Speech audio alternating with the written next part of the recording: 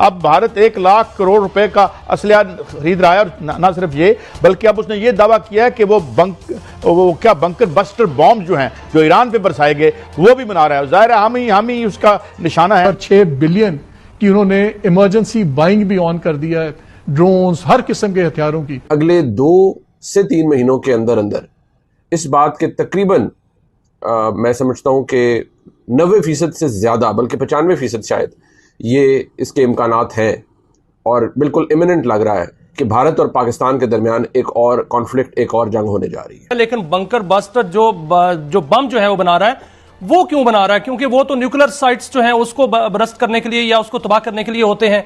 अगर वो इस तरह के घिनौने इरादे रखता है तो हमारी क्या तैयारी है, हमें क्या तैयारी करनी चाहिए? 52 सैटेलाइट्स भी कह दिए कि जी अगले साल के अप्रैल तक 52 हमारे ये वॉर सैटेलाइट्स भी ऑन हो जाएंगे। कि अब चूंकि उन्हें भी इस बात का इदराक, if you know what I mean, उन्हें भी इस बात का इदराक हो चुका है कि जंग होने वाली है। ये जंग बंद हुई थी, खत्म नहीं हुई। और ये भी हम सुन रहे हैं कि जो इजराइल और इंडिया, इनकी बहुत सी फास्ट पेस डेवलपमेंट्स हो रही है। अगले चंद महीनों में या बहुत जल्द एक और जंग होगी, यानी भारत एक और हमला पाकिस्तान पर कर सकता है। दूसरी तरफ क्यों एक बहुत बड़ा खतरा बनता जा रहा है कि पाकिस्तान भारत के दरमियान में एक और बड़ी जंग होने वाली है और शायद वो खुदा न खास्ता इसी साल हो जाए। जय हिंद दोस्तों, स्वागत है आपका हमारे चैनल वर्ल्ड स्पेशल न्यूज में। दोस्तों, इस समय पूरी दुनिया युद्ध के खौफ से घबरा रही है। एक तरफ यूक्रेन और रूस का युद्ध हो रहा है, दूसरी तरफ भारत और पाकिस्तान भी युद्ध कर चुके हैं, वहीं तीसरी तरफ इजराइल और ईरान भी युद्ध कर चुके हैं। अब दुनिया को इस बात का खतरा है कि कहीं चौथा युद्ध भी शुरू ना हो जाए।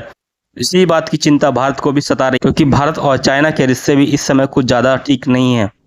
अगर भारत और चाइना के बीच युद्ध होता है तो मुकाबला काफी ज्यादा टक्कर का होगा। उसी के मद्देनजर भारत लगातार अपना रक्षा बजट बढ़ा रहा है और मुख्य तौर पर घातक हथियार रूस से खरीद रहा है। अभी एक रिपोर्ट के अनुसार भारत लगभग 1.2 लाख करोड़ के हथियार भी खरीदने वाला है, जिसे लेकर के चाइना और पाकिस्तान दोनों में चिंता बढ़ गई है। दोस्तों, पाकिस्तान को इस बात का डर लग रहा है कि कहीं भारत एक बार फिर से पाकिस्तान के ऊपर हमला ना कर दे। लेकिन दोस्तों, भारत इतने ज्यादा हथियार सिर्फ और सिर्फ अपने आप को अपग्रेड करने के लिए खरीद रहा है। भारतीय सेना के अंदर इस समय भारी मात्रा में हथियारों की कमी है, जिसको पूरा करने के लिए भारत लगातार हथियारों की खरीद कर रहा है। दोस्तों, ये जरूरी है कि भारत भी अपना रक्षा बजट तेजी से बढ़ाए, क्योंकि भारत और पाकिस्तान के युद्ध में अमेरिका पाकिस्तान की गोद में जाकर के बैठ गया था और पाकिस्तान को पूरा समर्थन कर रहा था। वहीं मौजूदा समय में भी अमेरिका भारत के ऊपर प्रतिबंध लगाने की तैयारी कर रहा है। इसलिए भारत प्रतिबंध से पहले ही अपने आप को रक्षा बजट के लिहाज से मजबूत करना चाहता है, ताकि अगर इसी बीच भारत पाकिस्तान या फिर चाइना के साथ युद्ध हो तो भारत को किसी भी तरीके से हथियारों की कमी ना हो। दोस्तों, भारत ये जानता है कि पाकिस्तान भी भारत के ऊपर एक बार हमला करने की दोबारा से कोशिश जरूर करेगा और आतंकवादी हमला जरूर कराएगा। उसी के मद्देनजर भारत अपने आप को अपग्रेड कर रहा है, ताकि अगर इस बार कोई हमला हो तो भारत पूरी तरीके से पाकिस्तान को नस्तनाबूद कर दे। और इसी बात की चिंता इस समय पाकिस्तान को सता रही है कि कहीं पाकिस्तान के ऊपर एक बार फिर हमला होगा तो पाकिस्तान इस बार खड़ा भी नहीं हो पाएगा। आप ये देखें कि ये कहा जाता है अब इंडिया की तरफ से कि जो द न्यू इज नॉर्मल, कि जो अब नई जो उनकी पॉलिसी है वही नॉर्मल है, जिसमें कुछ भी अगर कश्मीर के अंदर हुआ तो पाकिस्तान पर हमला किया जाएगा। और साथ ही ये भी कि बार बार ये बात कई हलकों की तरफ से, कभी पाकिस्तान की तरफ से, कभी इंडिया की तरफ से, एक तो स्टेटमेंट्स भी पॉलिटिशियंस की आती रहती हैं, इसलिए भी। और वैसे भी कहा जाता है कि अगले चंद महीनों में या बहुत जल्द एक और जंग होगी, यानी भारत एक और हमला पाकिस्तान पर कर सकता है। इसके बारे में भी आपकी क्या सोच है? Over to you sir. देखें, एक लिमिटेड जंग हुई, जो एक बहुत ही दर्दनाक वाकया था जो यहाँ पर हुआ पहलगाम में, जिसमें टूरिस्ट पे अटैक हुआ। इसके बावजूद ये जरूर सच है कि जो पहलगाम में जो अटैक हुआ, मेरी नज़र में वो जाहिर सी बात है वो पाकिस्तान स्पॉन्सर्ड ही था और पाकिस्तान प्लान्ड ही था, क्योंकि यहाँ पर जितनी भी जमातें यहाँ पर काम कर रही हैं, जितनी भी टेररिस्ट ऑर्गेनाइजेशंस हैं, तो ये एक काफ़ी मतलब थॉटफुल रिसर्च और प्रेस और मुख्तलिफ इंटरव्यूज़ के ज़रिए ये बिल्कुल अच्छे तरीके से ये साबित हो गया है कि ये सारी जमातें जो हैं ये पाकिस्तान मिलिट्री एस्टैब्लिशमेंट से लिंक्ड हैं, उनके पैट्रोनेज के अंडर काम कर रही हैं। एक और वजह ये भी है कि कश्मीरियों ने आज तक कभी भी टूरिस्ट पे हमला नहीं किया। ये एक तो कश्मीरियों के मतलब जीन्स में नहीं है, कश्मीरी लोग बहुत मेहमान नवाज है। दूसरी इसकी एक प्रैक्टिकल वजह यह है कि कश्मीरियों की जो रोजमर्रा जिंदगी है वो टूरिज्म से बहुत ज्यादा जुड़ी है।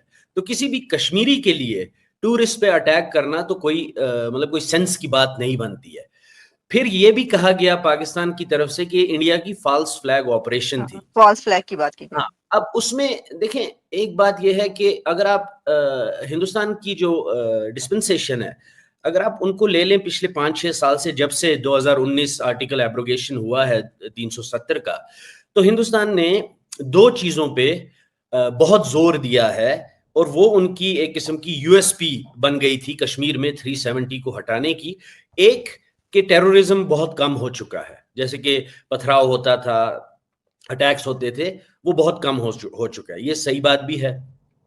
दूसरी बात ये थी कि हिंदुस्तान ने टूरिज्म को बूस्ट दिया, और इन 2 चीजों पे हिंदुस्तान की जो पीआर थी वो मबनी थी कश्मीर के तहीं, कि कश्मीर में हमने 2019 के बाद 370 को हटाने के बाद हमने कश्मीर में एक दहशतगर्दी को बिल्कुल कम कर दिया, दूसरा हमने वहां पर टूरिज्म को बहुत फरोख दी। तो जब भी कोई फॉल्स फ्लैग ऑपरेशन होती है तो हमें ये सोचना चाहिए कि इससे हिंदुस्तान को फायदा क्या होगा।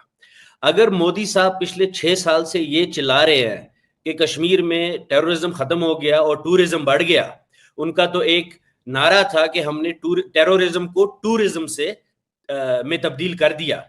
फिर तारीखी तौर पे यहाँ जितने भी अटैक हुए, चाहे वो मतलब हिंदुस्तान में मतलब मुंबई में हुए, चाहे वो यहाँ कश्मीर में सेक्रेटरीट पे हुए, चाहे वो यहाँ कश्मीर में मुख्तलिफ टारगेटेड किलिंग्स हुई हिंदूज की या मुसलमानों की, या जो सच बोलने वाले थे, या लोगों की किडनैपिंग्स हुई, सब कुछ लिंक्ड होता था पाकिस्तानी जमातों के साथ, जो जमात लाहौर में, मुरीदके में, बहावलपुर में या पीओके आजाद कश्मीर में बैठे हैं, जिनको मिलिट्री एस्टैब्लिशमेंट का या आईएसआई का पैट्रोनेज हासिल था। तो इसमें मैं ये समझता हूं कि अब देखें, I am not privy to the douche, मुझे नहीं पता कि डोशे क्या पेश किया गया है, लेकिन एज अ सेन माइंड और हिस्ट्री को मद्देनजर रखते हुए ये मैं यकीनी तौर पे कह सकता हूं कि इस अटैक के पीछे पाकिस्तानी स्पॉन्सर्ड दहशतगर्द जमातें थी। अच्छा, वो जो एक ऑफशूट की बात की गई और उसमें वो जाहिर है कि क्योंकि पाकिस्तान देखें ना आप, हिस्ट्री और जो पास्ट है उसमें, क्योंकि ये सब जो जमातें रही हैं और खासतौर पर दहशतगर्दी और तालिबान, फिर ये कहते हैं कि आप ही इनको बनाने वाले हैं, जो मुल्क के अंदर के लोग हैं वो भी यही कहते हैं, तो इस पे बहुत ज्यादा इल्जाम जो है वो आते हैं। अच्छा, एक बात मुझे ये बताइए कि इंडिया की तरफ से जब ये कहा जाता है कोई ऐसा कि ये वाला वाकया हुआ है, तो वो बात बहुत दूर दूर तक जाती है, लोग उसको मानते हैं और दुनिया में उसको देखा जाता है और उसके ऊपर स्टैंड भी लिया जा रहा है, सॉलिडारिटी भी की जाती है। जैसे कि हमने देखा कि नरेंद्र मोदी साहब जब अमेरिका आए थे तो अमेरिका में यहाँ पर जो है उनके साथ जो डिक्लेरेशन एक निकला था, तो वो जो है इस बार नहीं, इससे पहले वाला मेरा ख्याल है हुआ था, जिसमें कि वो पाकिस्तान का नाम उन्होंने लिया था और सारा किया था। अच्छा, लेकिन अब पाकिस्तान में एक हमला होता है, अभी आपको पता है, और उसके ऊपर जो पाकिस्तान है उसने कहा है कि ये इंडिया की तरफ से करवाया गया है, और आपको पता है उसमें 16 के करीब फौजी जो हैं उनकी वो मरे हैं, और साथ में जो वजीरिस्तान और वो सारा सिचुएशन है, सुसाइड अटैक ये कहा जाता है।